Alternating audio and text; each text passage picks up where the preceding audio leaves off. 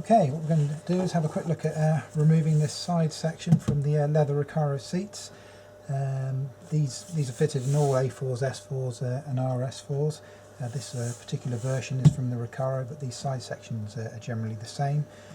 So there's a couple of fixings that we need to do, one on the top, one on the bottom. So let's take a quick look at the bottom one first. Okay, so the first of the fixings that we're going to remove is down here. If you look down here at the bottom, you've got the bolt here that holds in the bottom of the seat belt, and next to that you've got this little metal bracket, the size 8 nuts in the middle of it. So we'll just remove that quickly.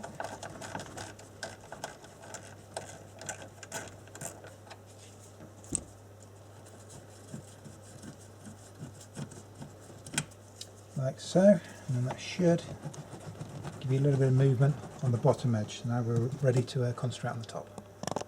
Okay, next stage, to access the top fixing, to get this out, I'm just going to drop the rear seat. Like so. And what we're focusing on is this little pin here. This is the pin that locks the rear seats in their upright position. And we're going to have a little look at this fixing here. Okay, and if we take a little look at this this fixing, it's very awkward fixing to get to. You can't get to it with a long socket because the head is the same diameter or a slightly bigger diameter than the nut. So it's actually very difficult to get anything long.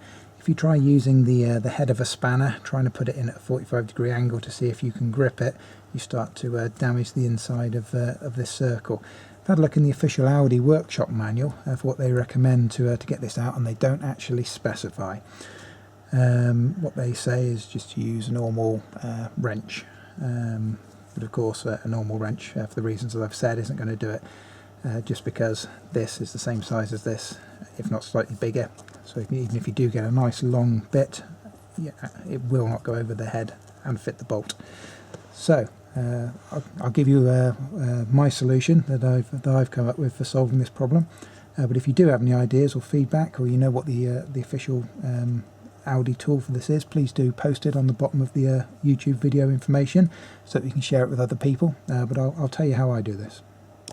Okay, so removing these awkward bolts from the side of the seat uprights, what I use is what's called a tube spanner. You may well have these. If you haven't, they're a really useful bit of kit.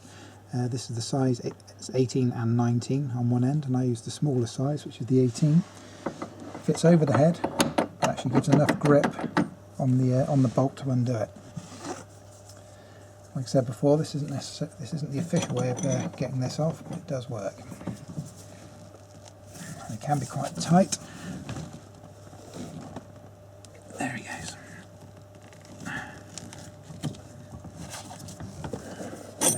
There he goes. Like so. And once you've slackened off the nut, you'll be able to turn the whole of the pin.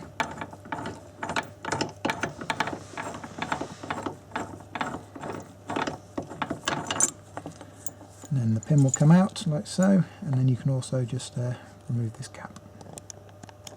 Okay, so we've removed the 8mm bolt from the bottom, we removed the pin from up here at the side, so now the whole thing's ready to lift out. You don't need to remove the plastic seatbelt guide from the top to remove this section.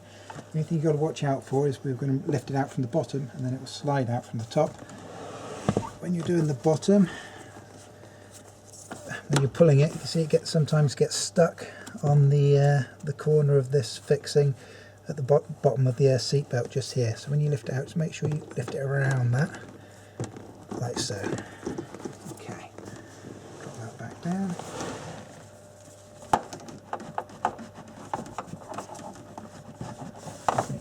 A little bit of a wiggle. There it goes. There we are. So like so.